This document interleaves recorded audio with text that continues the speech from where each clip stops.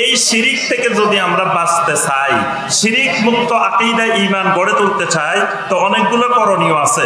তার মধ্যে কয়েকটি গুরুত্বপূর্ণ করণীয় আছে। 1 নম্বর করণীয়, শিরিক থেকে বাঁচার জন্য, আমার ঈমান আকীদা আমলকে শিরিক মুক্ত করার জন্য আল্লাহ রাব্বুল আলামিনের কাছে বেশি বেশি দোয়া করতে হবে। আল্লাহ সুবহানাহু ওয়া তাআলা যদি আমাকে আপনাকে কবুল না করেন, শিরিক মুক্ত না করেন, আমি আপনি এই সমাজে বসবাস করি যেখানে আপনার পুরা আগাগোড়ায় শিরিকের মধ্যে ডুবে আছেন, সেই সমাজে থেকে আপনি শিরিক মুক্ত থাকবেন, এটা অসম্ভব জিনিস। এই জন্য আল্লাহ সুবহানাহু ওয়া তাআলার কাছে দোয়া করবেন। কেমনে দোয়া করবেন? আল্লাহ রাসূল সাল্লাল্লাহু আলাইহি ওয়াসাল্লাম সেই দোয়াও শিখিয়ে দিয়েছেন। আল্লাহুম্মা ইন্নী আউযু বিকা আন উশরিকা বিকা ওয়া আনা আ'লাম ওয়া আস্তাগফিরুকা লিমা লা আ'লাম।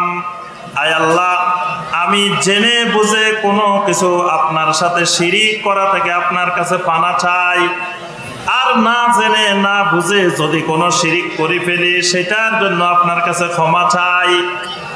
এভাবে আল্লাহ সুবহানাহু ওয়া তাআলার কাছে সবসময় দোয়া করতে হবে, আল্লাহ আমি যেন জেনে বুঝে বা না জেনেও কোনো অবস্থায় যেন আল্লাহ আপনার সাথে শিরিক আমি কখনো না করি। এই দোয়াটা আল্লাহ রাব্বুল আলামিনের কাছে বেশি বেশি করতে হবে, কারণ আল্লাহ সুবহানাহু ওয়া তাআলা না চাইলে আমি আপনি শিরিক মুক্ত হইতে পারবো না।